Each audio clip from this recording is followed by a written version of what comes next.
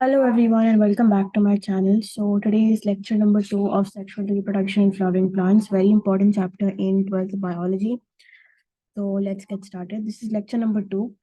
तो कल हम लोगों ने कितना बात किया था? हम लोगों ने बात किया था फ्लावर के क्या पार्ट्स होते हैं. हम लोगों ने बात किया था माइक्रोस्पोरोजेनेसिस कैसे होता है. हम लोगों ने एंथर की स्ट्रक्चर को देखा था, ट्रांसफर स्ट्रक्चर देखा था. तो ये सारी चीजें हम लोगों ने कर ली थी. अब इन ऑर्डर टू रिवाइज कि हम लोग क्या पढ़ के आए हैं वो हम लोग कैसे करेंगे. हम थोड़ा सा एनसीईआरटी खोल लेते हैं और एनसीईआरटी के थ्रू हम लोग इसको रिवाइज करके चालू करते हैं. ठीक है. तो पहले थोड़ा सा पिछला वीडियो में या पिछले क्लास में जो हम लोगों ने पढ़ा था वो थोड़ा सा हम लोग रिवाइज कर लेते हैं एनसीईआरटी के थ्रू. अगर कोई पॉइंट मेरे से मिस हो गया हो क्योंकि पिछले क्लास में आई वाज नॉट वेल, तो इसलिए ये चालू करते हैं. ठीक है.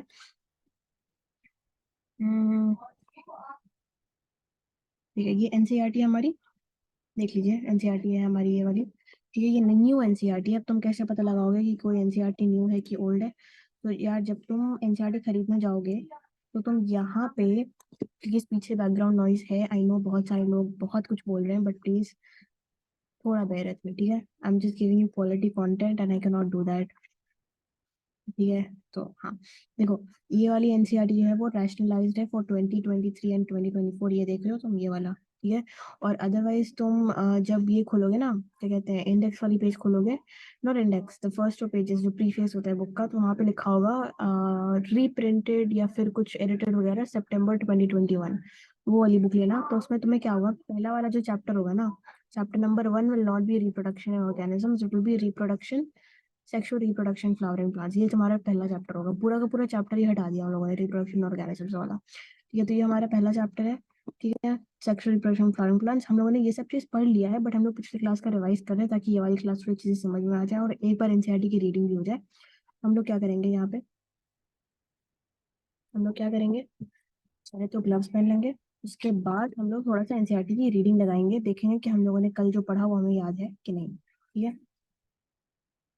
पढ़ो. देखो, फ्लावर्स के बारे में लिखा हुआ है कि ह्यूमंस और फ्लावर्स का जो है बहुत ज़्यादा इंटीमेट रिलेशनशिप रहा है पहले के ज़माने में और अब तक है. तो ये बात बिल्कुल सही है. आई थिंक ये ना किसी टेस्ट सीरीज में ये पूछ लिया था ये वाला क्वेश्चन, कि स्टेटमेंट वाले क्वेश्चन ज़्यादा आते हैं ना, तो ये वाला स्टेटमेंट दे के पूछ लिया था कि वो इज दिस स्टेटमेंट ट्रू और नॉट, कि human beings have an intimate relationship with flowers since time immemorial. ये वाला स्टेटमेंट देके पूछ लिया था कि बताइए ये वाला स्टेटमेंट सही है कि नहीं.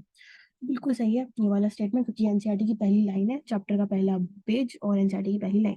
ठीक है.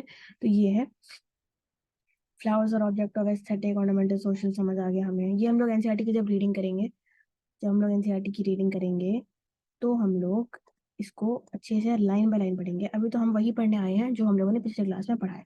तो यार ये देखो, फिर से फटाफट से रिवाइज कर लेते हैं. ठीक है. इसको देख लीजिए. ये जो है हमारे पास, ये है हमारे पास स्टिग्मा. ठीक है. ये क्या है हमारे पास, स्टिग्मा है.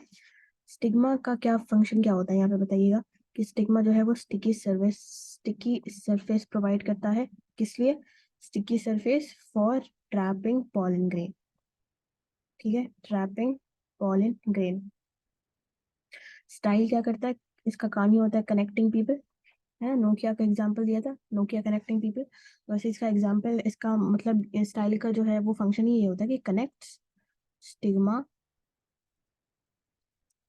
To receptacle. बोला था ना, रिसेप्टेकल को और क्या बोलते हैं हम लोग, थैलेमस. ठीक है. तो ये है जो ये स्वेलन पार्ट तुम्हें दिख रहा है ये वाला, ये पूरा का पूरा थैलेमस है. और ये जो थैलेमस है इसको हम रिसेप्टेकल भी कहते हैं. ये हम फटाफट रिवाइज कर रहे हैं. फिलामेंट है ये हमारा. फिलामेंट क्या करता है, एंथर को टू रिसेप्टेकल कनेक्ट करता है. ठीक है. ये है हमारा आंसर. इसकी क्वालिटीज बताइए. डाइथिकस एंड बाइलोब्ड.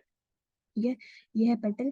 पेटल की क्या क्वालिटीज होती हैं, अट्रैक्ट्स इंसेक्ट्स फॉर पॉलिनेशन. ठीक है. और ये ब्राइट कलर्ड होता है इसी वजह से, ब्राइट कलर्ड क्यों होते हैं, है ना. और क्या बच गया हमारा, स्टाइल हो गया, stigma, anther, petal, filament, sepal बच गया. तो सेपल कुछ भी नहीं होता, सेपल भी एक्सेसरी होता है, ये भी अट्रैक्ट करने के लिए ही होता है. ठीक है. तो ये देख लीजिए, देख लिया आप लोगों ने. चलिए, ये ऑलरेडी हम लोग पिछली क्लास में कर लिए हैं, इसलिए हम इसको पूरा का पूरा ये कर रहे हैं. ठीक है. आइए. अब देखो यहाँ पे लिखा हुआ है, ये क्या है बे जी, सॉरी फॉर द लैंग्वेज। चलिए चलिए चलिए। अच्छा जी, तो pre fertilization structure and events किधर गया मेरा नोट, हाँ जी ठीक है। तो यार देखो pre fertilization structure and events किधर जा रहा है यार। ये वाला ठीक है। तो अब देखिए यहाँ पे, देखो जैसे हम लिखते जाएंगे वैसे वैसे अरब करते जाएंगे, इसलिए अगर आपको नोट करना तो जल्दी जल्दी करिएगा। तो प्री फर्टिलाइजेशन का क्या मतलब है, फर्टिलाइजेशन से पहले। अच्छा ये वाला जो है ये रिप्रोडक्शन ऑर्गेनिजम्स वाला पार्ट है, प्री फर्टिलाइजेशन स्ट्रक्चर्स नहीं याद होगा तुमने। वैसे तो चैप्टर पूरा ही हटा दिया है नीट के लिए, पता नहीं बट बोर्ड्स के लिए तो हट गया, एनसीईआरटी में भी नहीं है, तो पता नहीं तुम लोगों ने वो वाले चैप्टर पढ़ी है कि नहीं। और इसमें अगर तुमने नहीं पढ़ा है और तुम पढ़ना चाहते हो, बहुत ही आसान चैप्टर है, 2 लेक्चर में पूरा कंप्लीट कर दिया था। तो मेरे चैनल पे लिंक, सॉरी प्लेलिस्ट है इसका, तो तुम जाके देख सकते हो ठीक है। प्री फर्टिलाइजेशन के 2 इवेंट्स हैं, बताइए जरा क्या है। गैमीटोजेनेसिस एंड पॉलिनेशन। तो ये हमारा है प्री फर्टिलाइजेशन का इवेंट, मतलब फर्टिलाइजेशन होने से पहले गैमेटोजेनेसिस होता है और पॉलिनेशन होता है ठीक है। तो इसमें क्या होता है, गैमेटोजेनेसिस में तो यार गैमेट फॉर्मेशन होगा, पॉलिनेशन में क्या होगा, the pollen will transfer pollen will be transferred from anther to the stigma of a suitable plant, है ना। तो अब देखिए यहाँ पे कि यहाँ पे क्या पूछा गया है, several hormonal and structural changes are initiated which lead to the differentiation and further development of the floral primordium। ठीक है, अब फ्लोरल प्रिमोडियम ये वर्ड हम लोगों को क्लास में नहीं बताए थे, इसलिए हम एनसीईआरटी करवाने, क्योंकि कुछ कुछ आई थिंक पॉइंट्स मिस हो गए थे हमसे, तो एक आध पॉइंट्स के लिए हम ये पूरे का पूरे एनसीईआरटी तुमसे करवा रहे हैं ठीक है। तो ये देखो ये जो है ना पूरे के पूरे फ्लोरल जो अपेंडेजेस होते हैं ना सारे, all floral appendages they make up the floral primordium। ठीक है, पूरा का पूरा फ्लावर को ही हम फ्लोरल प्रिमोडियम कह सकते हैं ठीक है। तो inflorescences are formed which bear the floral buds and then the flowers. ठीक है, तो इनफ्लोरेंसेस में हमारे पास फ्लोरल बड्स होते हैं और फ्लावर्स होते हैं। In the flower the male and female reproductive structure androecium and gynoecium. अगर ये तुम्हें नहीं पता था तो लिख लो कि मेल वाले पार्ट को, तो हम पिछले क्लास में मेल वाले पार्ट को स्टेमन पढ़ते आ रहे थे, इसी को एंड्रोशियम भी कहते हैं,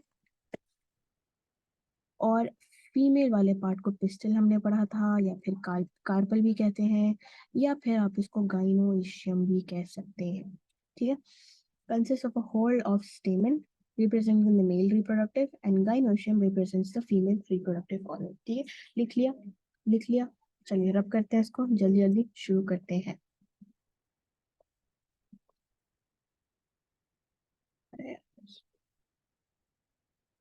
हम्म, अरे हाँ जी, चलिए स्टेमन माइक्रोस्पोरेंजियम एंड पॉलन ग्रेन। यार क्या ही मुसीबत है भैया। Very nice, very very nice. ये पिछला हम रिवाइज करवाने में इतना टाइम लगा रहे हैं, बताओ बच्चे भाग जाएंगे। स्टेमन माइक्रोस्पोरेंजियम एंड पोलन ग्रेन ठीक है। तो ये देखो ये हम पिछली क्लास में हम ये ड्रॉ किए थे कि ये है हमारा एंथर और ये है हमारा फिलामेंट, फिलामेंट जिसको हम स्टॉक भी कहते हैं ठीक है। तो एंथर क्या होता है, बार बार मेरे साथ लिखते रहिए ताकि आप याद करें और आपको भूल ना जाए। बाइलुक होता है और डाइथीकस होता है ठीक है। तो ये है लाइन ऑफ डिहाइसेंस, अगर तुम देखो तो ये देखो ये लाइन ऑफ डिहाइसेंस बना हुआ कि इस लाइन से वो टूटेगा, पोलन ग्रेन टूटेगा और गैमीट बाहर निकलेगा। तो यहाँ से तुम टूटते हुए भी देख रहे हो उसको ठीक है, ये पोलन सैक है। अच्छा, तो shows the two parts typical स्टेमन long and slender stalk. तो फिलामेंट को अगर हम डिस्क्राइब करना चाहें तो हम कैसे करेंगे, लॉन्ग एंड स्लेंडर स्टॉक। ये बात याद रखिए क्योंकि स्टेटमेंट बेस्ड क्वेश्चंस बहुत आते हैं, और अगर ये स्टेटमेंट में पूछ लिया कि बताओ कि असर्शन में अगर पूछ लिया कि लॉन्ग एंड स्लेंडर स्टॉक ठीक है इस फिलामेंट, नहीं नहीं नहीं, अगर ऐसे पूछा तो मान लो ठीक है, मान लो किधर गया इरेजर, किधर गया, हाँ मान लो कि filament, filament connects anther to thalamus ठीक है, और रीजन में दे दिया कि it is a long and slender stalk. तो असर्शन करेक्ट है, रीजन भी करेक्ट है, और असर्शन रीजन का करेक्ट एक्सप्लेनेशन भी है। ठीक है, तो ऐसे क्वेश्चंस आ सकते हैं, इसीलिए हम लिखवा दिए। ठीक है, long and standard stock is your filament, terminal generally bilobe structure is your answer.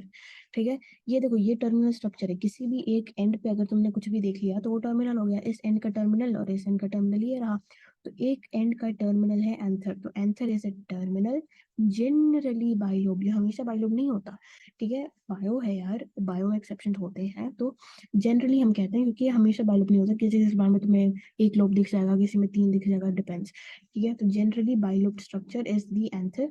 The proximal end, ये वाला हमने लिखवाया था कल, proximal end of the filament is attached to the thalamus और the petal, and the number and length of stamens are variable, ये हमें पता है। ठीक है, कि हर प्लांट में अलग अलग नंबर के स्टेमन हो सकते हैं, अलग अलग टाइप के हो सकते हैं, सिनकार्पस, एपोकार्पस, याद है तुम्हें? अम, याद होगा, लिखवाया तो था।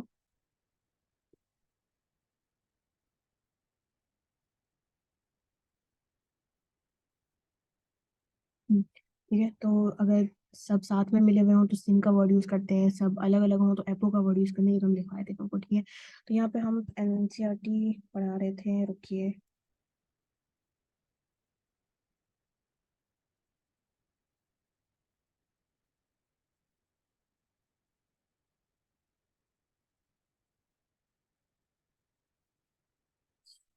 हाँ जी, यहाँ तक हो गया।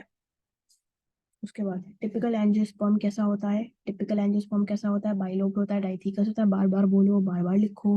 Often longitudinal groove runs lengthwise separating the theca, ये वाला लाइन ऑफ डिहाइसेंस। ठीक है, उसके बाद let us understand the various types of tissues and their, ठीक है कि तुम समझ गए। अब देखिए, bilobe nature of an anther is very distinct in the transfer section, ये तो यहाँ पे दिख रहा है, देखो, ये एक लोब, ये दूसरा लोब, फिर ये दूसरा लोब, तो डाइथिकस एंड बाइलोब, है ना? ये एक थीका नजर आया, ये दूसरा थीका नजर आया, ये तीसरा, ये चौथा, और ये पूरा पूरा एक लोब, ये दूसरा lobe.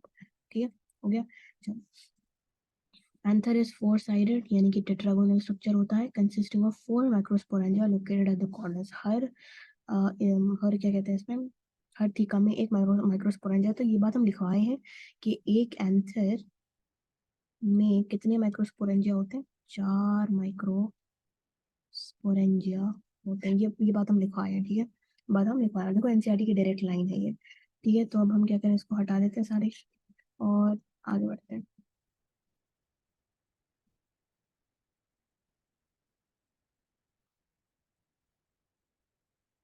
Microsporangia develop further and become pollen sac, यहाँ पे लिखा हुआ है extend longitudinally all through the length of an anther packed with pollen। ठीक है, structure of microsporangium in a transverse section, typical microsporangium appears near circular and outline।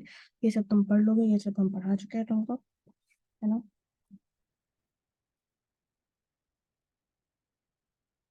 जल्दी जल्दी हम लोग उसको रिवाइज कर लेते हैं, ये वाले पार्ट को रिवाइज करते हैं। ठीक है, जल्दी देखिए कि ट्रांसफर सेक्शन में तुम्हें एक सर्कुलर फोर वॉल लेयर्स होते हैं, ये हमने पढ़ा था, कौन सा? एपिडर्मिस, एंडोथीशियम, मिडिल लेयर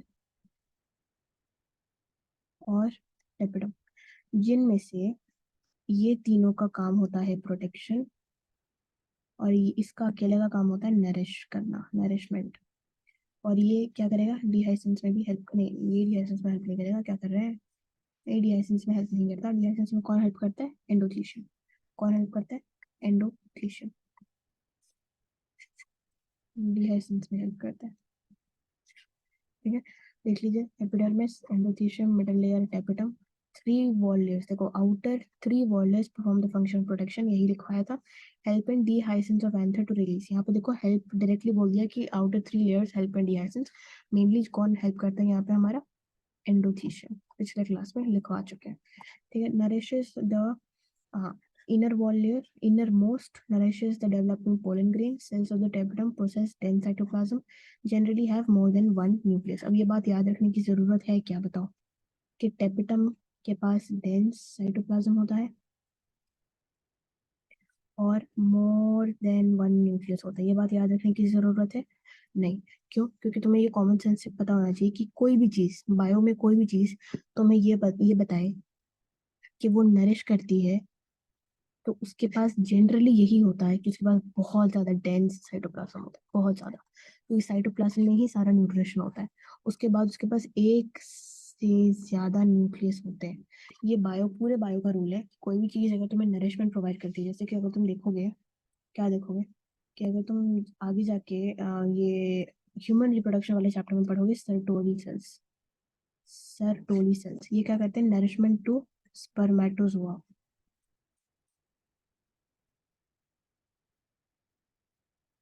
और स्पर्मेटोजोआ नरिशमेंट लेकर स्पर्म्स बन जाते हैं, है ना। सर्टोरिक सेल्स काम करते हैं। तो इनके पास नेचुरली क्या होता है, डेंस साइटोप्लाज्म होता है। क्यों? क्योंकि इनका काम ही है कि ये नरिशमेंट प्रोवाइड करें। तो अगर इनके पास साइटोप्लाज्म बहुत कम होगा तो नरिशमेंट तो कर ही नहीं पाएंगे। इसलिए किसी भी नरिशमेंट वाले सेल का के पास डेंस साइटोप्लाज्म होता ही होता है। चाहे उसके पास न्यूक्लियस एक से ज्यादा हो कि ना हो, बट डेंस साइटोप्लाज्म होगा ही होगा।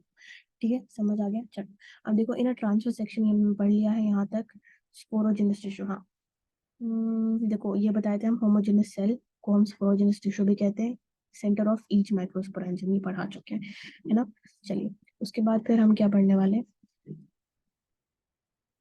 microsporogenesis. As the anther develops, the cells of the sporogenous tissue undergo meiotic division to form microspore tetrad. ये भी पढ़ा चुके हैं कि ये जो माइक्रोस्पोरोजेनेसिस कैसे होता है, कि जो स्पोरोजेनस टिश्यू के जो सेल्स हैं वो मियोटिक डिवीजन करते हैं, मियोसिस 1 और मियोसिस 2। याद होगा तुम्हें, ये मियोसिस 2 होता है रिडक्शनल डिवीजन, याद होगा तुम्हें, है ना। क्या फॉर्म करता है, माइक्रोस्पोर टेट्राड फॉर्म करता है। ठीक है, अब ये देखो, ये वाला एक बार डायग्राम से फिर से समझ लो कि एपिडर्मिस, एंडोथेलियम, मिडल लेयर, ये तीनों के तीनों आउटर लेयर्स हैं।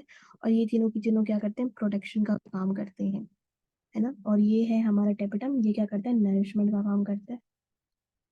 ठीक है, ये देखो, देखो देखो, अब देखो, एपिडर्मिस का देखो एक ही लेयर बनाया है इन्होंने, ये एपिडर्मिस है, ये वाला, ये एपिडर्मिस है। ठीक है, और ये वाला जो है, ये दोनों लेयर, एक दो तीन चार, ये वाले, ये है हमारा endothelium. D Hisense of anther में हेल्प करता है। उसके बाद ये जो है, ये माइक्रोस्पोर मदर सेल है। ठीक है, ये क्या है, टेपिटम ही है बेसिकली, ये और ये टेपिटम माइक्रोस्पोर मदर सेल ही है। ठीक है, तो ये तुमने देख लिया एक बार, है ना। ये वाला देखो कि ये बाहर वाला एपिडर्मिस, अंदर वाला एंडोथीशियम, फिर ये पूरा का पूरा देखो कैलस जैसे तुम्हें नजर आ रहा है।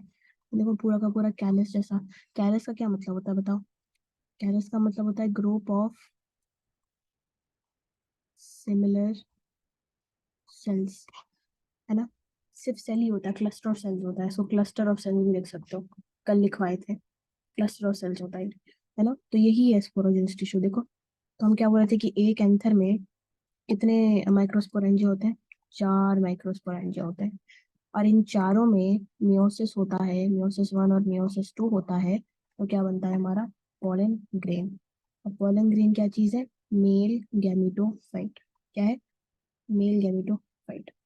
समझ गए। ठीक है, चलो, रिविजन होगा तुम्हारा पिछले क्लास का। कैपिटम नरिशमेंट प्रोवाइड करता है, बस हो गया, कितनी बार बोलेंगे।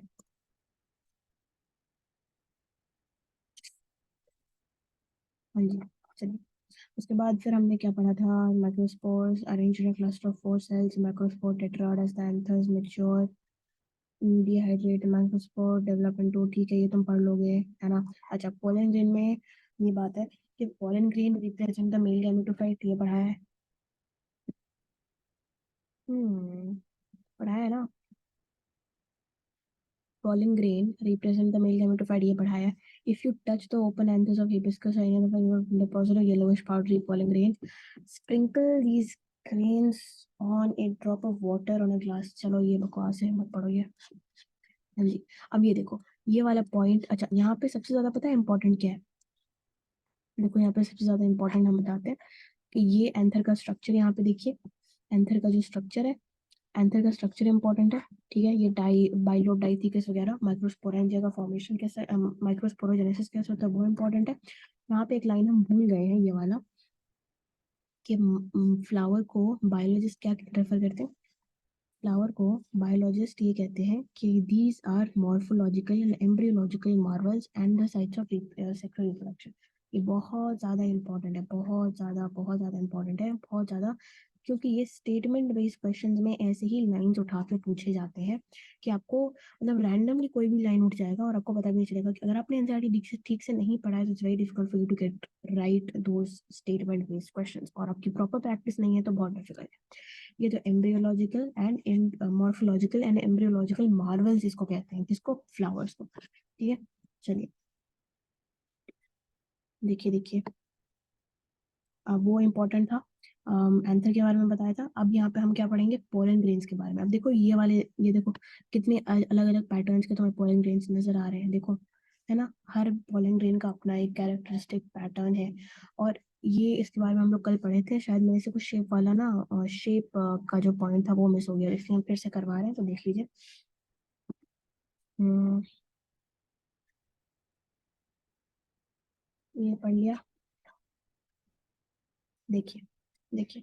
You will be amazed with the variety of architecture, size, shape, colour, design seen on the point. तो साइज भी डिफरेंट होता है, शेप भी डिफरेंट होता है, कलर भी डिफरेंट होता है, डिजाइन बहुत डिफरेंट होते हैं, ठीक है। Pollen grains is generally spherical, measuring about 25 to 50 micrometers, prominent two layer wall, दो लेयर की वॉल होती है, कौन सी, एक्साइन और इंटेक। ठीक है, एक्साइन जो है मेड अप ऑफ स्पोरोपोलेनिन, क्या है ये, मोस्ट रेजिस्टेंट ऑर्गेनिक मटेरियल। तो ये तुम्हें पूछा जाएगा, बाकायदा तुम्हें पूछा जाएगा कि मोस्ट रेजिस्टेंट ऑर्गेनिक मटेरियल क्या है। ये मोस्ट रेजिस्टेंट ऑर्गेनिक मटेरियल क्या है, स्पोरोपोलेनिन। इसको प्लीज मार्क कर लीजिए अगर आपके पास एनसीईआरटी है तो, अभी मार्क करिए। Withstand high temperature, strong acid, alkali. ये बताया था कि एसिड लेके आ जाओ, कोई भी नहीं, कोई भी चीज लेके आ जाओ, ये कभी भी डिसइंटीग्रेट नहीं करेगी, ठीक है। Pollen grain enzyme has prominent apertures called germ pore where spore pollen is absent। तो यहाँ पे तुम्हें germ pore का डायरेक्ट कहीं पे तुम्हें डेफिनेशन ही पूछ लिया जाएगा, बताओ germ pore, तो एक स्टेटमेंट देंगे और बोलेंगे कि ट्रू फॉल्स वाला जो स्टेटमेंट है, statement one is true, statement two is false, वैसा वाला क्वेश्चन आ सकता है कि पोलन ग्रेन जहाँ पे एब्सेंट, सॉरी स्पोरोपोलेनिन जहाँ पे एब्सेंट है, उस वाले पार्ट को हम क्या कहते हैं, germ pore कहते हैं, और इसको प्रोमिनेंट अपर्चर्स के नाम से जाना जाता है, ठीक है। Pollen grains are well preserved as fossils. It is well preserved as fossils। किधर गया, क्यों बताओ मुझे कि क्यों फॉसिल की तरह इसको प्रिजर्व किया जा सकता है। क्योंकि इसको कोई डिग्रेड करने वाला है ही नहीं। अगर तुम्हें कोई डिग्रेड करने वाला नहीं है तो तुम सदियों तक जिंदा रहोगे, है ना। तुम्हें बहुत पुराने जमाने के भी लोग दिखने को मिल जाएंगे, तुम वैसे ही रहोगे, है ना। तुम्हारे आगे जनरेशन आती रहेगी लेकिन तुम वैसे ही रहोगे, क्योंकि तुम डिग्रेड हो ही नहीं पाए। राइट, द सेम वे कि पॉलन ग्रेन कभी भी डिग्रेड नहीं हो पाया, इसलिए वो मतलब तुम पुराने जमाने के बारे में पढ़ सकते हो, because it's a fossil now, क्योंकि वो कभी भी डिग्रेड नहीं हुआ है, राइट। तो पैटर्न्स ऑफ डिजाइन में पढ़ा है। Inner wall of pollen grain is entine, thin and continuous, important, made up of cellulose and pectin, very very very very important। The cytoplasm of pollen grain is surrounded by a plasma membrane। When the pollen grain is mature it contains two cells। अब देखिए ये important है।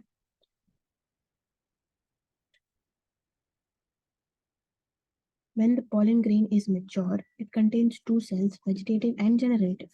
Vegetative cell is bigger, abundant food reserve and large irregularly shaped nucleus। अब कुछ भी नहीं, आगे मत पढ़ो, ये बताओ कि क्या तुम्हें समझ आ रहा है कि इसका फंक्शन क्या होना चाहिए। देखो वेजिटेटिव सेल के बारे में लिखा हुआ है कि abundant food reserve है, लार्ज इरेगुलरली शेप न्यूक्लियस। तुम बताओ उसका क्या फंक्शन होगा, न्यूट्रिशन प्रोवाइड करना है, क्योंकि इसके पास बहुत ज्यादा फूड रिजर्व है तो न्यूट्रिशन प्रोवाइड करेगा, है ना। फिर जेनेटिव सेल के बारे में देखो, स्मॉल है, फ्लोट्स इन द साइटोप्लाज्म, ये कल लिखवा चुके हैं। स्पिंडल शेप न्यूक्लियस होता है, तो अगर देखो तुम्हें न्यूक्लियस के बारे में ही पूछ लिया जाए क्या पता, क्योंकि बच्चे छोटे छोटे चीजों पर ध्यान नहीं देते हैं ना। जो वेजिटेटिव सेल है उसके पास कैसा न्यूक्लियस है बताओ, large irregularly shaped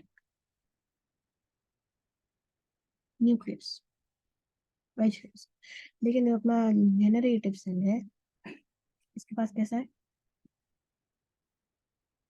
spindle shape. कहीं पे हाईलाइट करके लिख लीजिए। यार एनसीईआरटी आजकल ऐसे ही क्वेश्चन पूछ रही है, एनटीए वाले एनसीईआरटी में से अजीब अजीब लाइन निकाल के पूछते हैं सवाल, तो हमें पता भी नहीं चलेगा कि भाई ये वाली लाइन को हमने ध्यान भी देना था, इट्स लाइक दैट। ठीक है, तो यार बहुत बुरा हो चुका है आजकल जब से स्टेटमेंट वाले क्वेश्चन आए हैं। ठीक है, तो vegetative cell is bigger, abundant food reserve, large, irregularly shaped nucleus. Generative cell is small, floats in the cytoplasm of the vegetative cell, spindle shaped with dense cytoplasm and a nucleus. हाँ जी, अब यहाँ पे देखिए 60% में कैसे shade होता है, 2 सेल स्टेज, और रिमेनिंग जो 40% है, 40% रिमेनिंग है ना, उसमें कैसे होता है, अरे यार किधर गया, 3 सेल स्टेज है ना। तो इसमें से डिवाइड कौन करता है बताओ। देखो यहाँ पे क्या लिखा हुआ है कि 60% में 2 सेल स्टेज में तो पहुंचता है, देखो 60% में 2 सेल स्टेज में एंथर, सॉरी जो पोलन ग्रेन है वो ये कर जाता है, डीहाइसेंस हो जाता है उसका। लेकिन बाकी 40% में तो 3 सेल होता है। तो ये तीसरा सेल किसने बनाया, तीसरा सेल बनाया जेनरेटिव सेल डिवाइड्स माइटोटिकली। तो ये जो वेजिटेटिव सेल था, जेनरेटिव सेल था, इस जेनरेटिव सेल में 2 और सेल बना लिए, और ये एक वेजिटेटिव सेल, ये पूरा का पूरा 3 सेल स्टेज हो गया।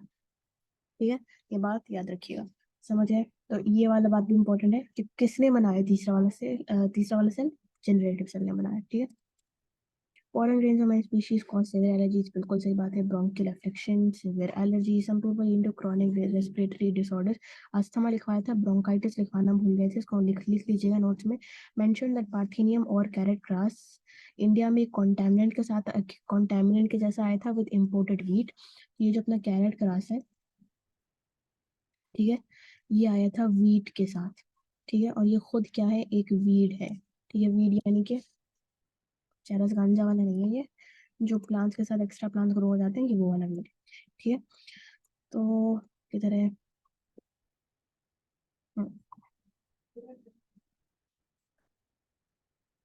पोलन ग्रेन्स रिच न्यूट्रिएंट्स होते हैं, पता है कि उन्हें फूड सप्लीमेंट्स, अब देखो ये टैबलेट्स और ये सिरप्स क्रीम्स वगैरह भी आती हैं, तो अभी बताया था कि एनसीईआरटी खोल के देख लीजिएगा कभी कभी। रेस हॉर्सेस वगैरह कभी, यार जो रेस हॉर्सेस होते हैं उनको भी कभी कभी पोलन के सप्लीमेंट्स दे दिए जाते हैं। देखो रेस हॉर्स एंड एथलीट्स, तो रेस हॉर्स लिखवाना भूल गए थे, वो लिख लीजिएगा, क्योंकि अगर आप कंप्लीटली नोट्स पर रिलाई कर रहे हैं तो अगर आप एक बार ये वीडियो देख लेते हैं ना, आपको पता चल जाता है कि क्या पॉइंट्स मिस होंगे, एक आध पॉइंट्स मैंने मिस कर दिए थे बाय मिस्टेक, तो आप लिख लीजिए। ठीक है, चलिए आगे बढ़े हैं। देखो वायबिलिटी के बारे में हम लोगों ने पढ़ा था, वायबिलिटी के बारे में हम लोगों ने पढ़ा था कि टेम्परेचर और ह्यूमिडिटी पर डिपेंड करता है, ये लिख लीजिए कि टेम्परेचर और ह्यूमिडिटी पर किसी भी पोलन ग्रेन की वायबिलिटी डिपेंड करती है। कुछ सीरियल्स में जैसे कि राइस और व्हीट में कैसा होता है, पोलन ग्रेन्स 30 मिनट तक ही वायबल रहते हैं, उसके बाद रोसेसी, लेग्यूमिनेसी, सोलानेसी, इनमें महीनों तक। तो यार अगर तुम्हें यहाँ पे कोई बोले कि यार बताओ मुझे ट्रिक बताओ, तो जो भी ACAE वाले फैमिलीज हैं इनमें जो है महीनों तक रहता है, और राइस और वीट, ठीक है, राइस और वीट क्या चीज़ है बताओ, चावल और रोटी, है ना। ऐसे सोचो कि चावल और रोटी को 2 दिन से ज्यादा रख नहीं सकते तुम, है ना।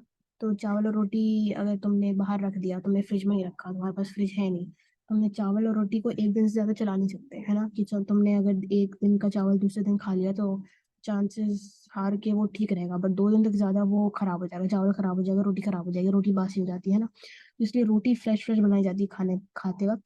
तो ये याद रखो कि चावल और रोटी यानी कि राइस और व्हीट को 30 मिनट्स की ही का ही टाइम मिलता है, नहीं तो वो वायबिलिटी अपनी लॉस्ट कर लेते हैं। भाई यार वायबिलिटी लूज कर लेते 30 मिनट्स में। और जो एसी वाले हैं, लेग्यूमिनेसी, सोलेनेसी, रोजेसी, तो इनके पास महीनों का टाइम होता है।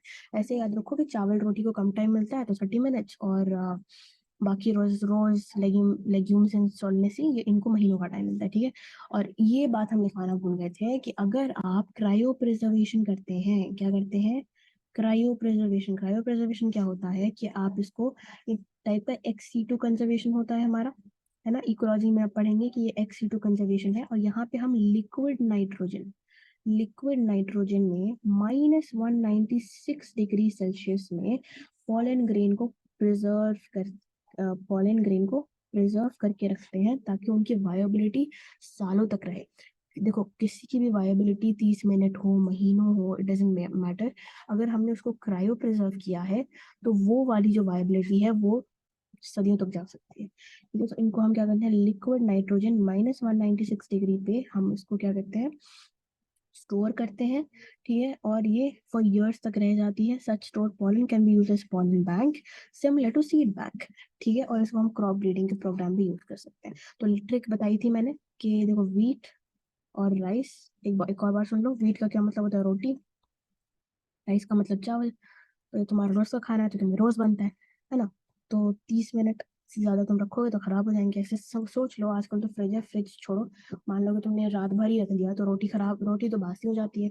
और जो चावल होता है वो चांस है कि खराब हो जाए, ना हो जाए, बट ठीक है, 1-2 दिन से ज्यादा तुम इसको रख नहीं सकते, है ना। बट लेकिन ये जो हमारा रोज है, रोज लेग्यूमिनेसी दाल और सोरेनेसी मतलब पोटैटो, ब्रिंजल वगैरह, तो इन सबको तुम आराम से स्टोर कर ऐसे याद रखो। ठीक है, बस ऐसे मैंने याद करने को बोला है। देखो, लिक्विड नाइट्रोजन में जो क्रायो प्रिजर्वेशन होता है उसका टेम्परेचर कितना बताया मैंने, एनसीईआरटी में दिया हुआ -196 डिग्री सेल्सियस। ठीक है, एग्जाम में आएगा टेम्परेचर बताओ, तो वहां पे ऑप्शन होगा 196 डिग्री सेल्सियस, पहला ऑप्शन होगा, लोग वही टिक करके भाग जाते हैं -5। ठीक है, पहले तो देखो माइनस है कि नहीं और 196 है कि नहीं, क्योंकि क्यों ऑप्शन में पता क्या जाता है, -192 डिग्री सेल्सियस। और 100 में कोई भी ऑप्शन दिख जाता है बच्चों को, टिक टिक कर जाते हैं। लेकिन -196 डिग्री सेल्सियस है। ठीक है, इसको याद रखना कि ये -196 डिग्री सेल्सियस है, -192 नहीं है। कोई भी ट्रिक बनाओ उसको भी याद करो कि -196 डिग्री सेल्सियस होता है, -192 नहीं होता है। ये हम खुद ही कंफ्यूज होते रहते थे बहुत कि -196 है कि 192 है, और एग्जाम में तुमको भी लग रहा है कि यार हमको याद रहेगा, इतना आसान तो है कि -196 डिग्री सेल्सियस है, तो एग्जाम में आएगा तुम कभी भी देख के टिक मार देंगे। ऐसा नहीं होता बच्चों, ऐसा नहीं होता है कि -192 अगर तुमने देख लिया और तुम्हें -196 भी देख लिया तो तुम्हारा ब्रेन उसी वक्त कंफ्यूज हो जाएगा। क्यों? क्योंकि एग्जाम का माहौल होता है, स्ट्रेसफुल माहौल होता है, इसलिए बताने कि अभी कोई भी ट्रिक कहीं से भी खोजो और इसको याद कर लो कि -196 होता है, 192 नहीं होता है। ठीक है,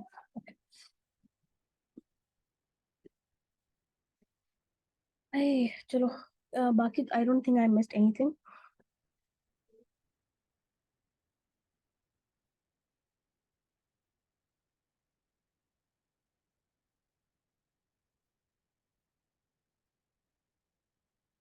चलो एक बार देख लो, पानी पी लो।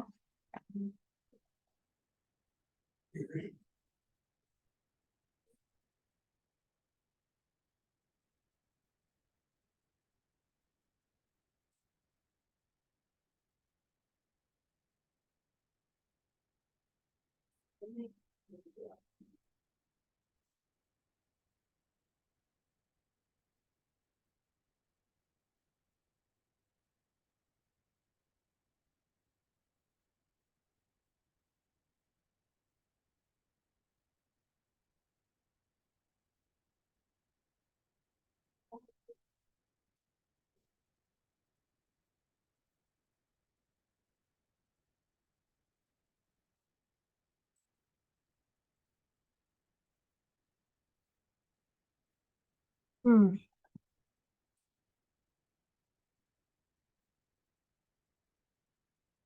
चलो अब करते हैं हम लोग, क्या करते हैं, अब हम लोग ये तो पढ़ लिया एनसीईआरटी। ठीक है, चलो अब हम लोग क्या करेंगे, आगे बढ़ेंगे।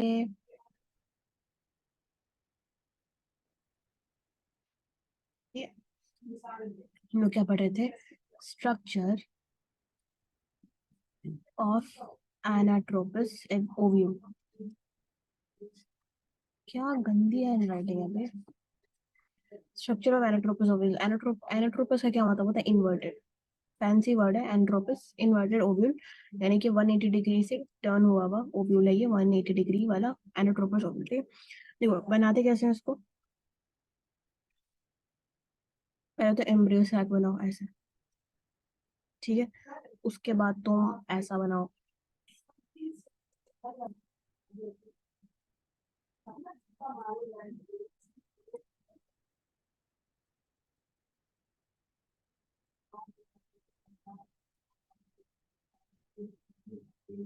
ठीक है, ये है एनाट्रोपस ओव्यूल।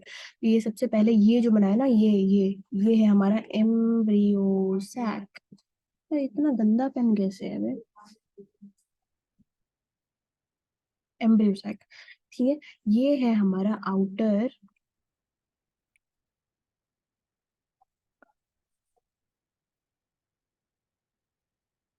आउटर इंटेग्यूमेंट, क्या है ये? Outer integument. आउटर इंटेग्यूमेंट को हम क्या कहते हैं? आउटर टेस्टा, इनर टेगमेंट, तो इसको हम कहते हैं टेस्टा। ठीक है, और ये है हमारा इनर इंटेग्यूमेंट। टेस्टा को आउटर टेस्टा, इनर टेगमेंट, ऐसे हम याद रखते हैं। ठीक है, अगर हमको याद करना होता था तो हम बस इसको ऐसे ही रट लिया, एक बार रट लिया तो रट लिया कि outer टेस्टा, inner tegmen, outer टेस्टा, inner tegmen. इसको कोई याद करने की ट्रिक तो नजर नहीं आ रही, बट एक बार याद हो गया ना, आउटर टेस्टा, इनर टेगमेंट। तो कभी भी तुमको आउटर इंटेग्यूमेंट पूछो तो टेस्टा, इनर इंटेग्यूमेंट पूछो तो टेगमेंट। ठीक है, ऐसे ही याद करते थे, और आप भी याद करेंगे। ठीक है, सही। अब देखो, outer integument टेस्टा, inner integument tegmen, ये हमारा एम्ब्रियो सैक हो गया। तो यह देखो, यही है आउटर, तो ये भी आउटर, ये वाला इनर ना, ये एम्ब्रियो सैक, और ये क्या है हमारा? ये वाला है,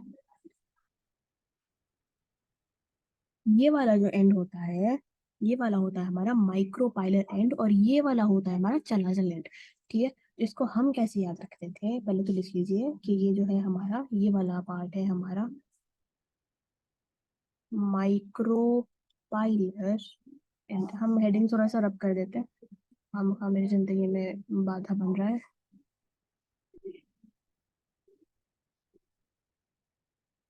माइक्रोपाइलर एंड, और ये वाला एंड होता है हमारा चलाजल एंड।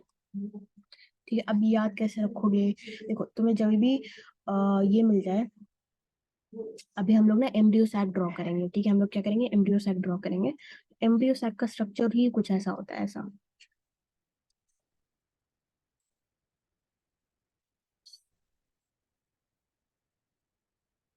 7 7 8 न्यूक्लिएटेड होता है ये, है ना? 1 2 3 4 5 6 7 सेल होने चाहिए, तो यहाँ पे एक और आएगा, एक सेकंड, एक एग रह गया यहाँ पे। 1 2 3 4 5 6 7, सॉरी गाइस, सॉरी। 1 2 3 4 5 1 2 3 4 5 6 7 8।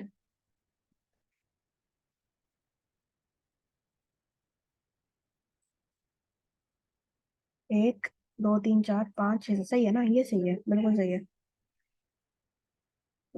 ये हमारे एंटीपोडल्स होते थे। अगर नहीं पढ़ा है तुमने तो बस सुन लो एक बार, एंटीपोडल्स।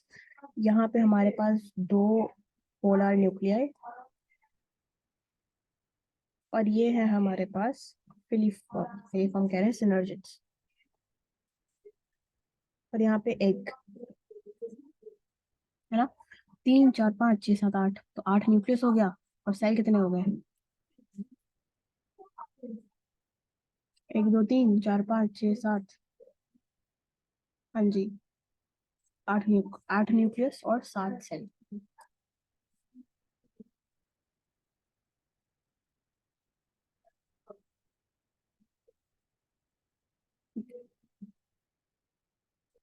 तो ये, हाँ हाँ, यहाँ पे कहना क्या चाह रहे थे, हम फालतू में ड्रॉ करने बैठ गए। हम क्या कहना चाह रहे थे कि तुम्हें पता कैसे चलेगा कि कौन सा चलाजल एंड है, कौन सा हमारा माइक्रोपाइलर एंड है, कैसे पता चलेगा? उसके लिए हम ट्रिक बनाए हैं। उसके लिए ट्रिक क्या है? देखो, जहां से पोलन ग्रेन एंटर होता है वो तुम्हारा पास वाला जगह है, और दूर वाला जगह को दूर, हम दूर दूर कहते हैं, है ना? तो देखो, पोलन ग्रेन जो आता है ना, पोलन ग्रेन यहाँ से आता है, बताओ। पोलन ग्रेन ऐसे ऐसे आता है, यहाँ से, इधर से पोलन ग्रेन आएगा, इधर ऐसा आएगा। यार ये क्या है, क्या है, क्या है, क्या है? यहाँ से पॉलिंग ग्रेन आएगा, इधर। और यहाँ पे सिनर्जिड्स होते हैं जो उनको गाइड करते हैं कि पॉलिन ट्यूब तुम्हें यहाँ से जाना है, एक के पास ये वाला रास्ता है, और आगे फिर तुम पोलर न्यूक्लियर के पास चले जाओ, डबल फर्टिलाइजेशन करना भी तो है ना? तो यहाँ से जो है वो हमारा फिलीफॉर्म apparatus उसको गाइड करता है, यहाँ से। तो यहाँ से चीज आ रही है, यहाँ से पोलन ग्रेन आ रहा है ना? तो ये वाला दूर का एंड हो गया, तो दूर वाले एंड को हम चलाजल एंड कहते हैं। अब इसको कैसे याद रखोगे? चला जाओ, चला जाओ, दफा हो जाओ, है ना? चले जाओ, चले जाओ, दूर चले जाओ। तो चलाजा लैंड, चला जाओ, चला जाओ। तो चलाजल का मतलब होता है दूर वाला, और पास वाला हो गया, ऑटोमेटिकली हो गया माइक्रो। यही हमको समझाना था, इतना टाइम ले लिया। ठीक है, तो देखो, तो अब हम क्या बोल रहे थे यहाँ पे? हाँ, तो ये जो है ना, चलाजल एंड ये वाला हो गया, माइक्रोपाइलर एंड ये वाला। देखो, माइक्रोपाइलर एंड में यहाँ पे अगर इस वाले डायग्राम में तुमको पता लगाना है कि माइक्रोपाइलर माइक्रोपाइलर एंड अगर तुम्हें पता लगाना है कि माइक्रोपाइलर एंड कौन सा है, तो यहाँ पे ना माइक्रोपाइलर एंड के पास कोई भी इंटेग्यूमेंट कवरिंग नहीं है। देखो ये वाला कवरिंग, ये वाला कवरिंग, ये दोनों आउटर इंटेग्यूमेंट इनर इंटेग्यूमेंट यहाँ पे आके रुक जाते हैं। यहाँ पे यहाँ पे आके कोई भी कवर नहीं करता, ना आउटर कवर करता ना इनर कवर करता है। ठीक है, तो जिस पे कोई कवर नहीं करता वो माइक्रोपाइलर एंड हो गया। समझे? माइक्रोपाइलर एंड है, यहीं से अपना पोलन ग्रेन आता है। तो अगर तुमने उसको भी इंटेग्यूमेंट से कवर कर दिया, अगर तुमने उसको भी इंटेग्यूमेंट से कवर कर दिया, तो क्या वो अंदर आ पाएगा? नहीं आ पाएगा। इसलिए जो वाला हिस्सा विदाउट इंटेग्यूमेंट है वो माइक्रोपाइलर है, और जो बिल्कुल दूर है वो चला जा रहा है। ठीक है, तो ये तुम्हें ऐसे, ये हो गया। ठीक है?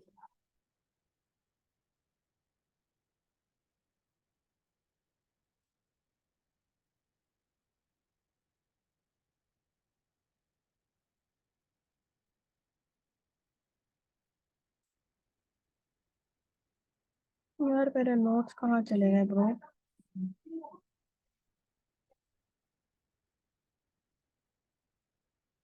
अब यहीं पे, यहाँ पे क्लियर नहीं है, बट डायग्राम में यही दिया हुआ है कि तुम यहाँ पे इसको, ये वाले पार्ट को, ठीक है, यहाँ पे जो ये फ्यूजन हो रहा है ना, ये वाला पार्ट है हमारा हाइलम,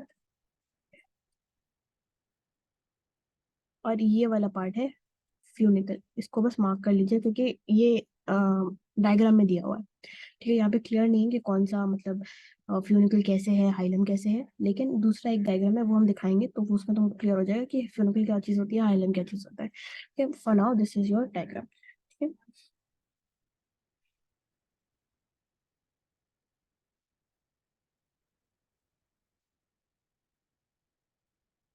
हम्म,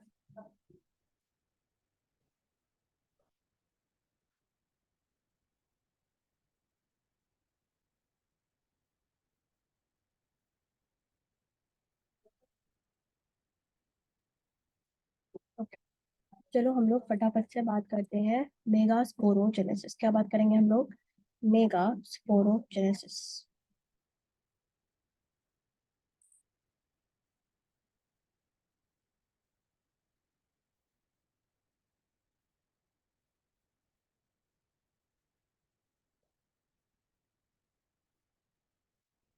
मेगास्पोरोजेनेसिस, मेगास्पोरोजेनेसिस क्या होता है?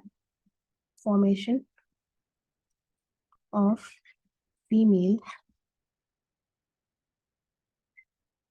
गैमीटोफाइट, है ना? बताओ फीमेल गैमीटोफाइट क्या है?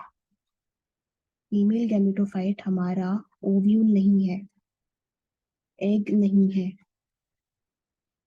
क्या है हमारा फीमेल गैमेटोफाइट? जैसे बच्चों को कंफ्यूजन होती है कि pollen grain, sorry sorry sorry, हम क्या बोल रहे हैं? अम, जैसे बच्चों को कंफ्यूजन होती है ना कि पोलन ग्रेन हमारा गैमीट है, तो ये गलत है। पोलन ग्रेन गैमीट नहीं होता, पोलन ग्रेन गैमीटोफाइट होता है, और इसके अंदर गैमीट होता है ना? बताया था ना कि फाइट के अंदर गैमीट होता है। वैसे ही, वैसे ही अगर तुमसे पूछे कि फीमेल गैमेटोफाइट क्या है, तो फीमेल गैमेटोफाइट अभी के लिए याद कर लीजिए कि फीमेल गैमेटोफाइट है हमारा एम्ब्रियो, एम्ब्रियो सैक। ये हमारा फीमेल गैमेटोफाइट है, इसको याद करिए। पॉलन ग्रेन हमारा मेल गैमेटोफाइट है, पॉलन ग्रेन हमारा मेल गैमेटोफाइट। याद हो गया? पॉलन ग्रेन के अंदर हमारा ये होता है, क्या होता है? गैमीट होता है, तो इसलिए पॉलन ग्रेन हमारा मेल गैमेटोफाइट हो गया। एम्ब्रियो सैक के अंदर फीमेल गैमेटोफाइट गैमीट होता है। फीमेल गैमीट क्या है? एग। मेल गैमीट क्या है? स्पर्म, है ना? तो इसी के अंदर होता है, पॉलन ग्रेन के अंदर मेल, मेल गैमीट होता है। और एम्ब्रियो सैक होता है हमारा फीमेल गैमेटोफाइट, इसके अंदर होता है एग जो कि है हमारा फीमेल गैमीट। ठीक है, एक सेकेंड हम आते हैं।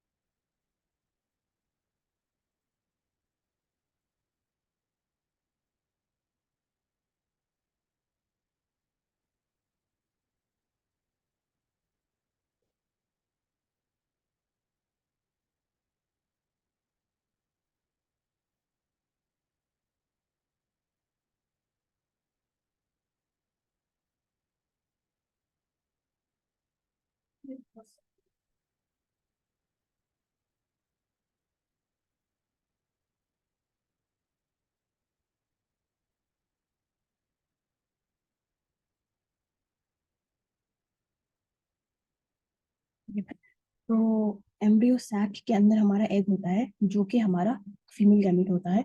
तो इसको इस ये किसके अंदर होता है? एम्ब्रियो सैक के अंदर, इसलिए इसको हम फीमेल गैमेटोफाइट कहते हैं। ठीक है, अब देखो कैसे बनता है हमारा फीमेल गैमेटोफाइट। कैसे बनता है देखिए।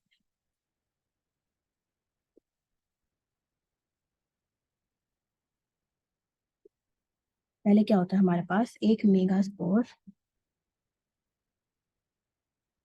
Mother cell. ठीक है, तो हमारे पास एक मेगास्पोर मदर सेल है। ये कैसी होती है? डिप्लॉयड होती है। जो भी कहीं पे भी मियोसिस हो रहा है ना, मियोसाइट हमेशा डिप्लॉयड होता है, क्योंकि n/2 एग्जिस्ट ही नहीं करता है ना। हमें हमेशा n चाहिए। अगर ये n होता है, इसमें मियोसिस होके n/2 थोड़ी बनेगा। ठीक है, तो ये हमारे हमेशा जो है मेगास्पोर मदर सेल हो गया, माइक्रोस्पोर मदर सेल हो गया, ये हमेशा डिप्लॉयड होता है। इसमें क्या होगा? मियोसिस होगा, मियोसिस 1। ठीक है, और ये दो सेल बन जाएंगे तुम्हें, ये जैसे तुम्हें पता ही है ना। फिर इसमें होगा मियोसिस 2। ठीक है, और ये ऐसा बन जाएगा जिसमें 4 सेल होंगे, सारे हैप्लॉइड, जिसमें से ये 3 डीजेनरेट कर जाएंगे और एक रह जाएगा, और ये जाके आगे हमारा एम्ब्रियो सैक बनेगा। समझ आ गया? तो मेगास्पोर मदर सेल, फिर से इसको लिखिए। मेगास्पोर मदर सेल में मेगास्पोर मदर सेल में मियोसिस होता है 2 बार, है ना। तो मियोसिस 1 हो गया, मियोसिस 2 हो गया। 4 सेल्स हमारे पास बनते हैं। देखो तुम्हें कैसे पता कि 4 सेल्स बने होंगे? क्योंकि मियोसिस हो रहा है, मियोसिस में तो 4 सेल्स बनते हैं ना। तो मियोसिस में जो 4 सेल बनते हैं उसमें से एक रह जाता है, और बाकी के 3 डीजेनरेट कर जाते हैं। क्या हो जाते हैं? बाकी के 3 डीजेनरेट कर जाते हैं। ठीक है, तो ये तीनों रह सॉरी, एक रह गया और बाकी 3 डीजेनरेट कर गए। और हमारे पास एक रह गया, ये एम्ब्रियो सैक बन गया। अब देखो, जो माइक्रोस्पोरोजेनेसिस था हमारे पास, जो माइक्रोस्पोरोजेनेसिस था, उसमें एक एंथर में 4 माइक्रोस्पोरेंजिया थे, है ना। उसमें से कुछ भी डीजेनरेट नहीं हो रहा था, राइट। तो तुम ऐसे याद रखो कि जो भी मेल गैमीट बनता है, कैसे तुम्हें पता लगेगा कि किसमें डीजेनरेशन हो रहा है और किसमें नहीं हो रहा? तो मेल गैमीट तुम्हें क्या पता है कि जैसे ह्यूमंस में भी जो स्पर्म बनता है वो मिलियंस में बनता है, और जो एग बनता है वो वंस अ मंथ एक ही बनता है ना। वैसे ही बहुत सारे ऑर्गेनिजम्स में जो मेल गैमीट है वो अबंडेंस में बनता है। क्यों? क्योंकि चांसेस फॉर फर्टिलाइजेशन बढ़ जाता है ना। अगर मेल गैमीट एक बनता तो चांस ऑफ फर्टिलाइजेशन बहुत कम होता, लेकिन मेल गैमीट लाखों में बनता है, मिलियंस में बनता है। तुमने पोलिन ग्रेन्स देखे हैं ना, ओव्यूल तुमने एक ही देखा है, ओव्यूल के मतलब तुमने एक ही एग देखा है ना, लेकिन तुमने पोलन के ग्रेन्स देखे हैं, ग्रेन्स में मिलियंस होते हैं। हर पोलन ग्रेन एक फीमेल मेल गेमेटोफाइट है। हर पोलन ग्रेन के अंदर मेल गैमीट है ना। तो क्यों मेल गैमीट इतना सारा बनता है? क्योंकि यार ये तो रूल है ना कि मेल गैमीट बहुत सारा बनता है ताकि फर्टिलाइजेशन के चांसेस बढ़ जाएं, और फीमेल गैमीट हमेशा एक ही बनता है। इसीलिए इसीलिए यहाँ पे देखोगे, जब 4 बने, देखो यहाँ पे भी मियोसिस 2 हुआ, मियोसिस 2 बार हुआ, मियोसिस 1 और 2 जो होता है। तो मियोसिस बनने के बाद हमेशा 4 सेल्स बनते हैं, पर इसमें 3 डी जनरेट कर गए। क्यों? क्योंकि हमें तो चाहिए ही नहीं, हम तो फीमेल है ना। तो फीमेल में तो एक ही बनता है, एक ही 1 मंथ, जैसे ह्यूमंस में क्या होता है कि each month 1 egg is released, है ना। वैसे तुम सोचो कि फीमेल्स में हमेशा गैमेट जो है वो कम ही बनता है। ठीक है, इसलिए ये 3 डीजेनरेट कर गया, लेकिन मेल्स में डीजेनरेट नहीं किया, सारे के सारे पॉलिंग रेंज में तब्दील हो गए। ठीक है, तो ये तुम्हें पता चल गया कि मेल गैमेट जो है वो कभी भी डीजेनरेट नहीं करता, वो लाखों में बनता ही है ना। इसलिए माइक्रोस्पोरोजेनेसिस में कभी भी तुम्हें क्या नजर नहीं आएगा? क्या नजर नहीं आएगा बताओ? माइक्रोस्पोरोजेनेसिस में क्या नजर नहीं आएगा तुम्हें? डी डी डीनेचरेशन वो डीजेनरेशन नजर नहीं आएगा। ठीक है, ये समझ आ गया? हाँ जी। अब देखिए यहाँ पे इसको भी रब कर लेते हैं।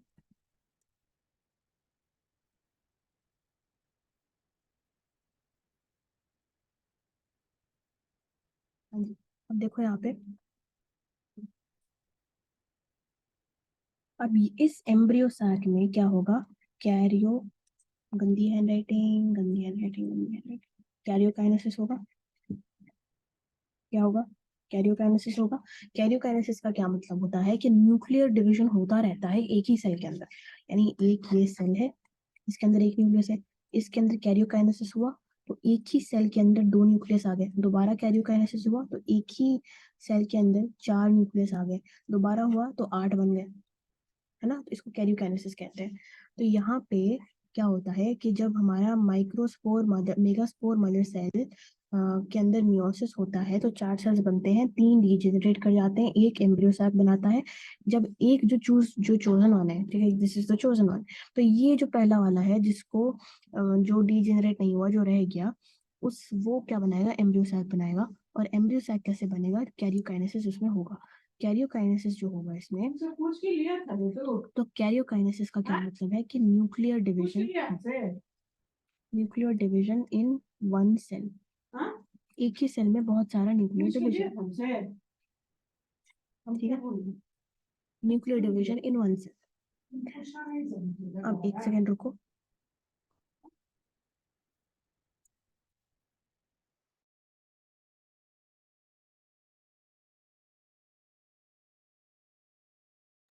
Nuclear division in one cell, तो अब एक ही सेल में तुम्हारे पास बहुत सारे,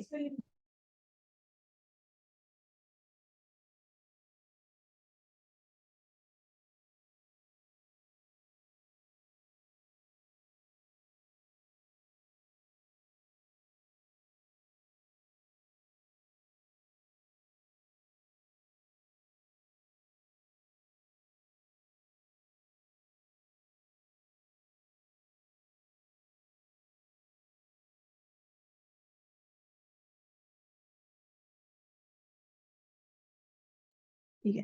तो अब ये जो एक ही सेल के अंदर कैरियोकाइनेसिस हो जाता है, मतलब एक सेल के अंदर तुम्हें मल्टीपल न्यूक्लियस नजर आएंगे। तो इसीलिए अब तुम जब एम्ब्रियो सैक का स्ट्रक्चर देखोगे तो एम्ब्रियो सैक के स्ट्रक्चर को हम क्या कहते हैं, seven celled eight nucleated. Embryo sac के स्ट्रक्चर को क्या कहते हैं, सेवन सेल्ड और एट न्यूक्लिएटेड, यानी कि सात सेल्स होती हैं लेकिन न्यूक्लियस आठ होता है उसके अंदर। समझ गए, ठीक है। तो क्या होता है इसमें, कैरियोकाइनेसिस होता है, इसलिए हमारे पास एक एम्ब्रियो सैक का टिपिकल स्ट्रक्चर जो हम देखेंगे वो आगे बन जाता है, ठीक है। अब बताओ, एक सेकेंड,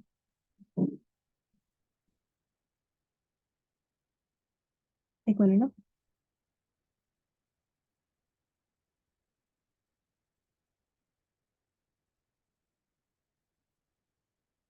नहीं, चलो ठीक है, अगले पेज पे चलते हैं। देख, क्या कहने वाले थे।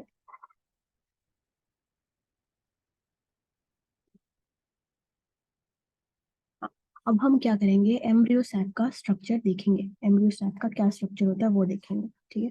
तो ये है हमारा एम्ब्रियो सैक, बहुत गंदा बना है।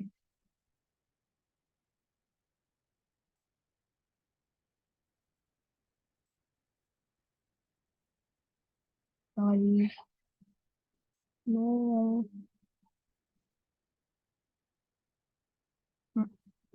ठीक है, कोई बात नहीं। यहाँ पे क्या होता है, ये है, यहाँ पे तुम्हें तीन सेल्स नजर आएंगी, ठीक है। इनको क्या कहते हैं, एंटीपोडल सेल्स, इसको क्या कहते हैं, एंटीपोडल सेल्स कहते हैं। बीच में तुम्हें दो पोलर न्यूक्लियाई नजर आएंगे,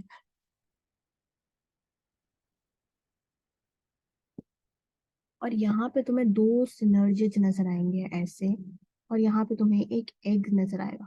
तो ये हमारा एग सेल, और यहाँ पे ये तुम्हारा दो सिनर्जिड, ये है तुम्हारा टिपिकल एम्ब्रियो सैक का structure.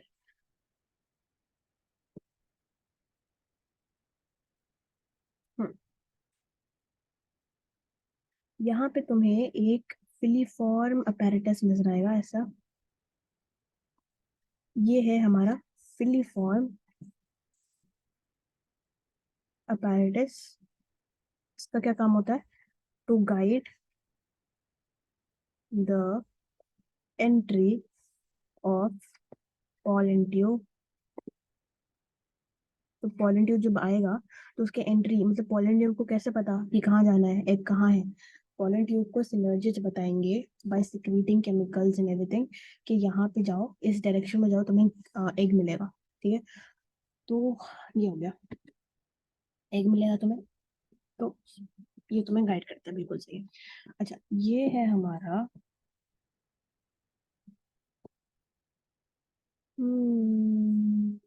Double fusion syngamy, triple fusion and syngamy होता है ना, double fertilization, triple fusion and syngamy. ये होता है, देखो, दो सेल नहीं होते, यहाँ पे एक सेल होता है, एक सेल होता है, ये यहाँ पे एक सेल होता है। और ये है हमारा पोलर न्यूक्लियर। क्या है ये? Polar nuclear. ये देखो यहाँ पे पोलर न्यूक्लियर। अब काउंट करिए यहाँ पे, ये पूरा का पूरा जो सेल है वो एक सेल, ये एक दो तीन चार, तो यहाँ पे तीन हो गए चार, एक ये हो गया पाँच, छः सात आठ, यहाँ पे तीन हो गए, तो आठ हो गए, तो आठ सेल हो गए।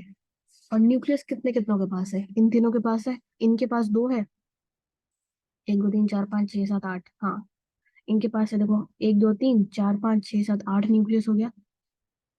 क्या कर रहे हो बहन, क्या कर रही हो? सेवन सेल होता है ना, सेवन सेल्ड और एट न्यूक्लिएटेड।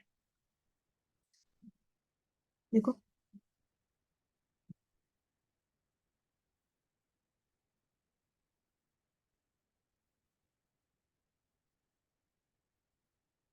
एक दो तीन चार पाँच छः और पूरा का पूरा एक सेंट्रल सेल, सात। सेवन सेल एट न्यूक्लिएटेड, एक दो तीन चार पाँच छः सात आठ, ठीक है, समझ है? तो ये हमारा, ये लिख लीजिए कि जो एमिनो सैक होता है वो सेवन सेल होता है और एट न्यूक्लिएटेड होता है, ये इंपॉर्टेंट है एग्जाम के लिए भी। ठीक है, सेंट्रल सेल मार्क किया हमने? सेंट्रल सेल मार्क नहीं किया ना?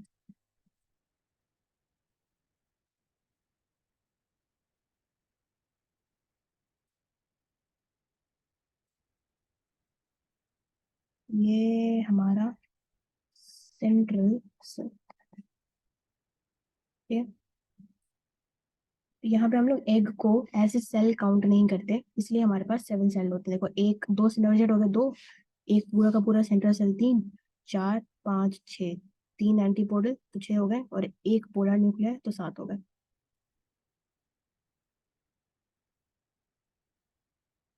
यही होता है ना, कंफ्यूजन जो हो रहा है हमको भी। सेंट्रल सेल तो यहाँ, इनमें से किसी एक को ना हम लोग काउंट नहीं करते हैं। ये पोलर न्यूक्लियर हो सकता है, ये पूरा का पूरा न्यूक्लियस, उससे हम लोग काउंट नहीं करते। एक सेल को तो काउंट करना चाहिए ना, तो पोलर न्यूक्लियर को हम लोग काउंट नहीं करते, ये डायरेक्टली न्यूक्लियस ही होते हैं, शायद ऐसा कुछ होगा। Seven celled eight nuclear. हाँ जी। अब यहाँ पे सबसे इम्पोर्टेंट पॉइंट जो हम पहले बता चुके हैं तुमको, कि इसमें से माइक्रोपाइलर एंड और क्या कहते हैं, चलाजल एंड कैसे पता चलेगा, और कैसे पता चलेगा कि जो एंटीपोडल है वो कौन से एंड पर आता है? एंटीपोडल कौन से एंड पर आता है और सिनर्जिज कौन से एंड पर आते हैं? तो देखो, चलाजल एंड, ये हम तुमको बता चुके हैं कि जो चला जा, चला जा, तो ये वो वाला एंड हो गया, चला जा। तो एंटी, चला जा मतलब क्या कहते हैं, नेगेटिव वे में बोले ना, चला जा यहाँ से, है ना, तो ये चला जा लैंड हो गया। एंटी भी समथिंग नेगेटिव होता है, कुछ ना कुछ, है ना, नेगेटिव, है ना।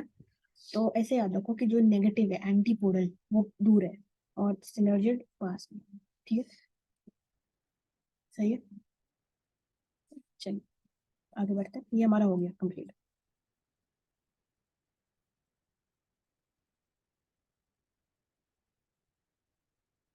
हाँ जी। अब यहाँ पे आप देखते हैं कि जो तीन रीजन, तीन जो है ये डीजेनरेट कर गए थे, है ना, ये हमारे तीन डीजेनरेट कर गए थे। तो क्योंकि सिर्फ एक मेगास्पोर, सिर्फ एक मेगास्पोर एम्ब्रियो सैक बनाता है, इसको हम क्या कहते हैं? मोनोस्पोरिक, मोनोस्पोरिक डेवलपमेंट, क्या कहते हैं? मोनोस्पोरिक डेवलपमेंट किसको कहते हैं? क्योंकि सिर्फ एक मेगास्पोर बचता है, सिर्फ एक मेगास्पोर से डेवलपमेंट होती है, इसीलिए हम क्या कहते हैं? Monosporic development. ठीक है, इसको याद रखिएगा।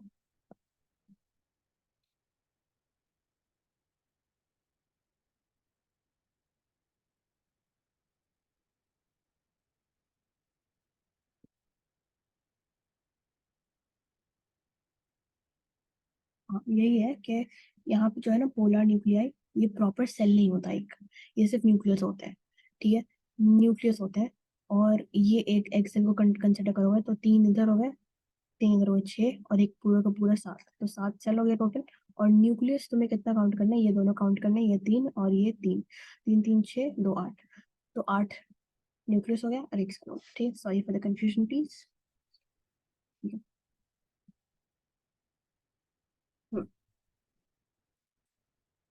चलिए अब फाइनली हम लोग आते हैं पॉलिनेशन के ऊपर। पॉलन पिस्टल अट्रैक्शन भी तो पढ़ना था, वो किधर है?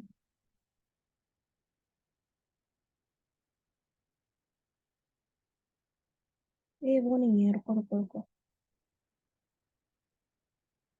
Pollen pistol attraction.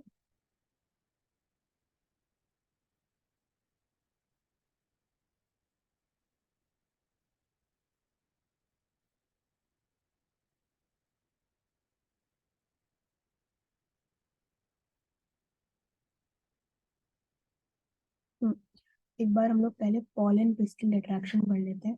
ये कलर चेंज करो, बहुत ही बेकार कलर है ये। हाँ, पॉलन पिस्टल इंट्रैक्शन।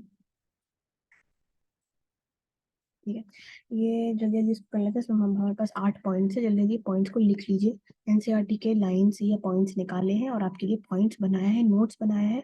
बस इस 8 से 9 पॉइंट है, इसको लिख लीजिए। ये वाला टॉपिक आपको इसी से कंप्लीट हो जाएगा। ठीक है, एक बार एनसीईआरटी पढ़ लेना। ठीक है, तो बेसिकली क्या मतलब होता है, इसको लिखते लिखते समझा देंगे हम, आसान सा टॉपिक है। ठीक है, यहाँ पे मतलब ये होता है कि different species can land on stigma. ये तो होता ही है ना? कि तुम्हें मान लो तुमने अपने बैकयार्ड में, अपने गार्डन में 10 तरह के फ्लावर्स, 10 टाइप्स ऑफ फ्लावर्स तुमने ग्रो किए। हर किसी के पास मान लो कि इसमें से जो 10 टाइप्स हैं, मान लो कि इसमें 5 फीमेल है। ठीक है, तो अगर 5 फीमेल है तो उनके पास स्टिग्मा होगा। स्टिग्मा होगा तो इसमें क्या गारंटी है कि सिर्फ, मान लो ये रोज का फ्लावर है ना, मान लो कि ये रोज का फ्लावर है, क्या गारंटी है कि इस पे सिर्फ, इस वाले स्टिग्मा पे सिर्फ रोज के पॉलन ग्रेन्स आके गिरेंगे? क्या गारंटी है? क्या गारंटी है कि वीट के पॉलन ग्रेन्स इस पे आके नहीं गिरेंगे? कुछ भी हो सकता है ना। मान लो कि जो हनी बी, मान लो हनी बी आके पॉलिनेट कर रहा है, हनी बी को थोड़ी पता है कि मैं तो अभी रोज पे जा रहा हूँ तो मुझे रोज के पॉलन ग्रेन्स लेके जाने होंगे, नहीं। हनी बी को तो इतना पता है कि ये एक फ्लावर है, ये दूसरा फ्लावर है, ये वीट हो सकता है, और ये रोज हो सकता है, या फिर ये ट्यूलिप हो सकता है, ये रोज हो सकता है। तो उसको क्या पता कि वो ट्यूलिप से रोज जा रहा है? उसको तो बस इतना पता है कि मुझे नेक्टर चाहिए, मैं पॉलिनेशन कर रहा हूँ ना, उससे पॉलिनेशन से भी मतलब नहीं है उसको, सिर्फ नेक्टर से मतलब है ना? तो अगर मान लो कि रोज के स्टिग्मा पर लिली का पॉलन ग्रेन आके गिर गया, तो क्या करोगे? क्या तुम प्लांट बनवा दोगे? नहीं, क्योंकि रोज और लिली कभी साथ में मेट ही नहीं कर सकते ना, क्योंकि रोज और लिली तो अलग अलग प्लांट्स हो गए।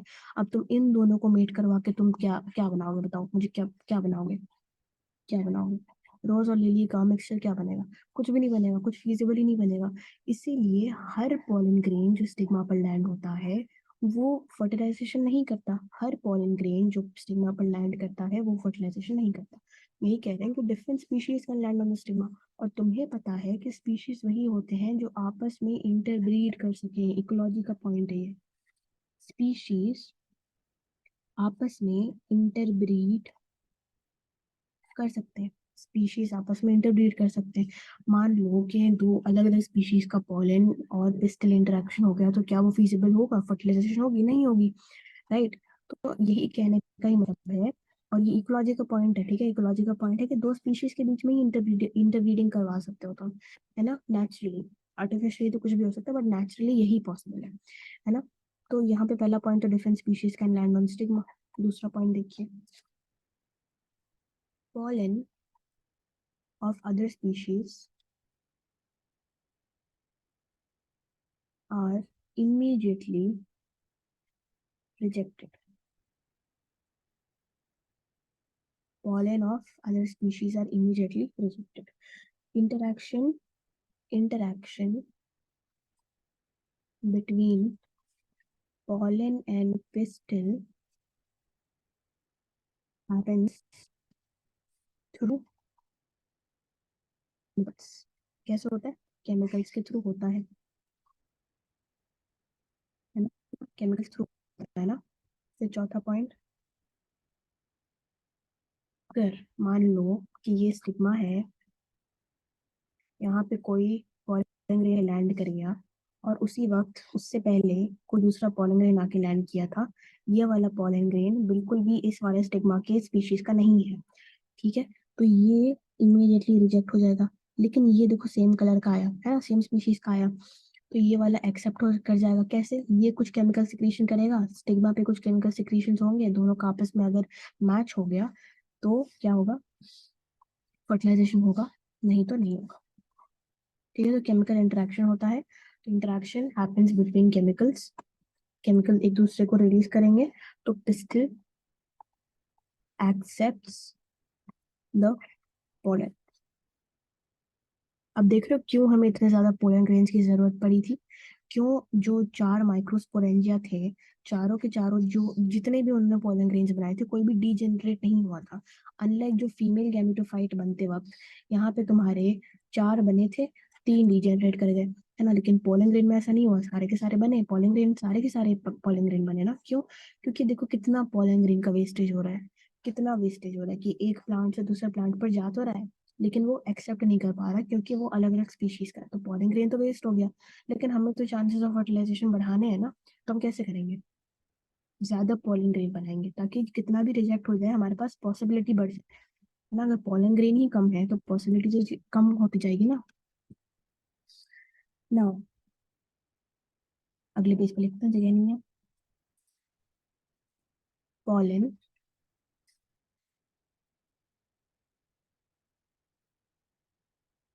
Through जम्पोर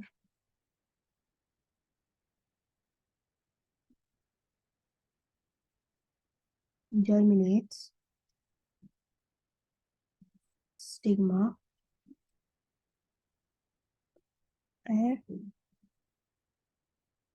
germinates on the stigma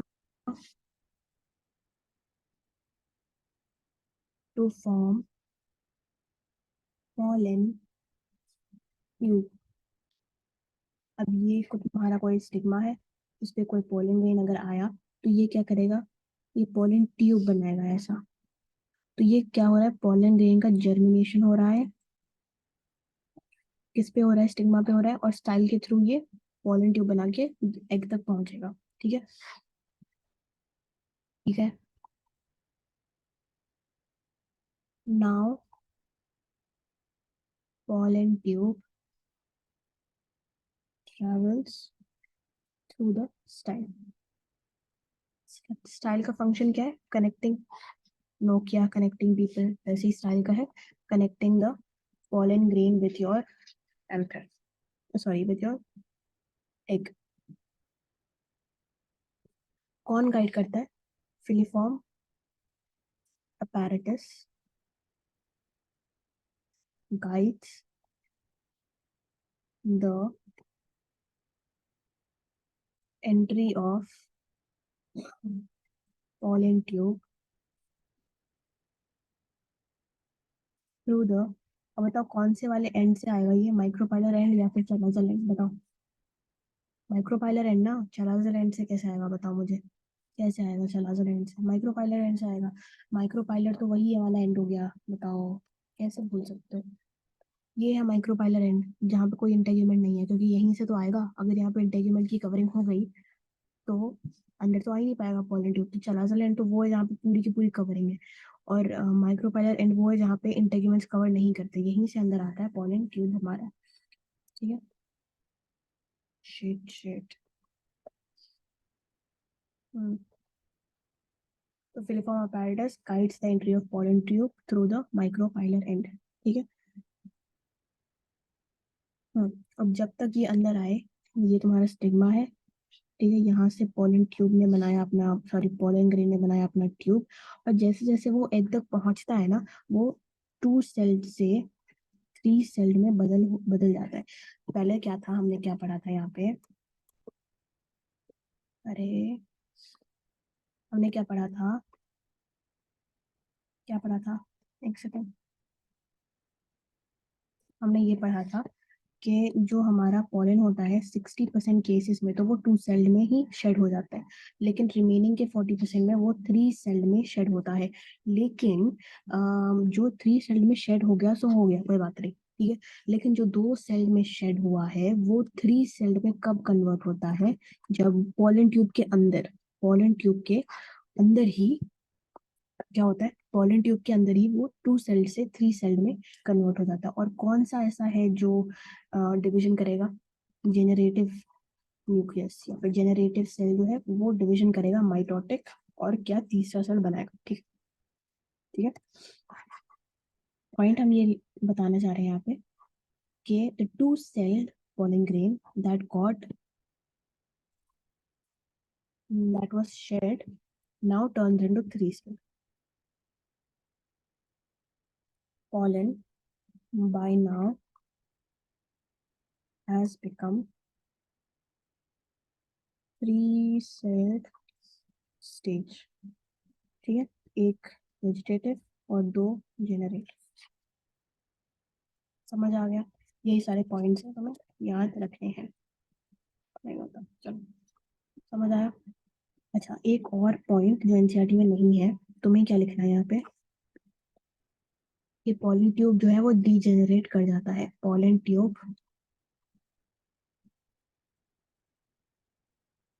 तो जब ये पॉलन ट्यूब गैमीट को पहुंचा देता है तब ये क्या करता है, डीजेनरेट कर जाता है, अपना बलिदान दे जाता है। जब इसने अपना काम कर दिया तो इसकी जरूरत नहीं है, तो इसको क्या होता है, ये डीजेनरेट कर जाता है। ठीक है, तो कहने का ये मतलब है, क्योंकि ये जब हम टेस्ट सीरीज वगैरह देते थे बहुत बार ये क्वेश्चन आता था, बहुत बार, कि पोलन ट्यूब मतलब इनमें से कौन सा जो है वो वेस्टिजियल है ना, which one of these, which one of the following options is vestigial, इसमें से कौन सा वेस्टिजियल है, इसमें इनमें से कौन सा डीजेनरेट कर जाता है। तो पोलन ट्यूब इसका आंसर हुआ करता था, and trust me I got it wrong so many times, या फिर मैं आंसर ही नहीं करती थी। ठीक है, तो पोलन ट्यूब डीजेनरेट कर जाता है, ये बात गोल्डन वर्ड्स पे लिख लीजिए। ठीक है, तो आज के लिए बस इतना ही। अगले वीडियो में हम लोग डबल फर्टिलाइजेशन से आगे बढ़ेंगे। ठीक है, यहाँ तक हो गया हमारा। अगले वीडियो में हम लोग डबल फर्टिलाइजेशन वगैरह पढ़ लेंगे। उसके बाद ज़्यादा नहीं बचा हुआ है, थोड़ा सा बचा हुआ है, ठीक है, कंप्लीट हो जाएगा lecture. Thank you so much for watching, and अगर आपको पसंद आया तो लाइक शेयर करने की ज़रूरत नहीं है। अगर आपको पसंद आया तो एक कमेंट ज़रूर करना, और अगर तुम्हें समझ नहीं आ रहा कि कमेंट क्या करना है तो बस एक स्माइली फेस छोड़ देना, मुझे समझ आ जाएगा। ठीक है, thank you so much for watching, take care, bye.